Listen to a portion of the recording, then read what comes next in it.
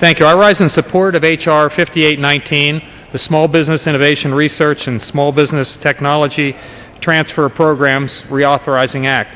These two programs are highly successful federal initiatives designed to encourage economic growth and innovation within the small business community by assisting with the funding that is critical at the startup and developmental stages of a small company. Not only do they spur growth in individual companies, the programs stress the importance of the small business committees and the entire federal government's commitment to expand and diversify research opportunities for small businesses.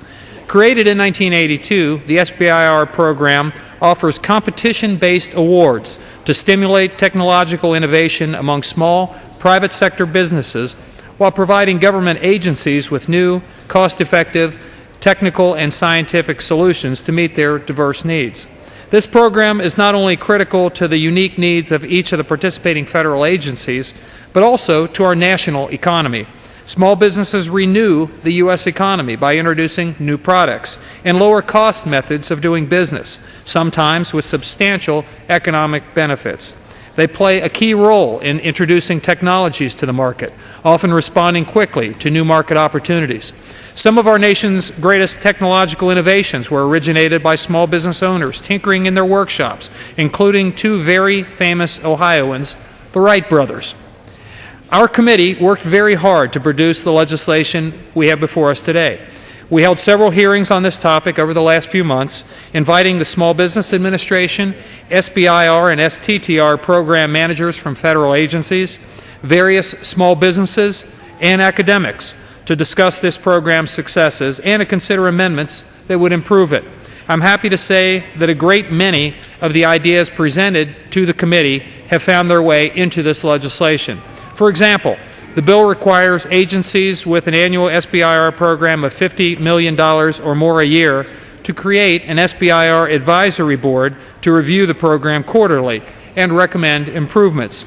We found throughout the course of our work that there's simply not enough hard evidence available to effectively measure the success or failure of the programs.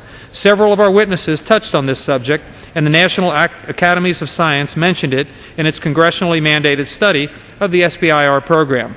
The bill also states that agencies required to have an SBIR advisory board must complete an evaluation of the competitive SBIR proposals within specific time frames. This is very important to ensure that potential awardees are reviewed promptly and effectively. Given the complexity and time-consuming nature of preparing an SBIR grant award application, it can be very difficult to plan your business's future without knowing its fate for months at a time. The legislation also increases the size of maximum awards to allow grant winners greater ability to develop their new technologies and provides agencies even greater flexibility to administer the programs. The award levels have not been raised or adjusted for inflation in 16 years. Several of our witnesses commented that the levels, particularly for Phase 1, offer very little wiggle room.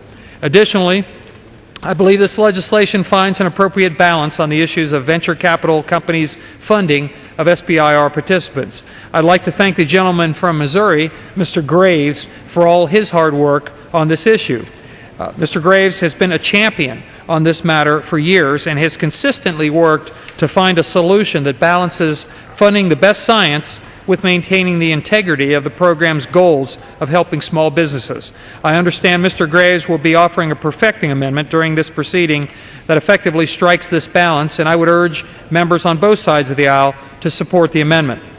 I would also like to thank the gentlelady from New York and chairwoman of our committee, Ms. Velasquez, and her staff for working in such a strong bipartisan manner with me and other members of the committee and with our staff on this legislation. But this is nothing new. The gentlelady has consistently sought my input and Republican members on the committee's input on the various bills that we've reported out of the committee and how they should be crafted. Although we may not always agree on every issue or there may be philosophical undertones, the spirit of working together in an effort to produce legislation that truly helps American small businesses always prevails, and I congratulate and commend the gentlelady for doing that.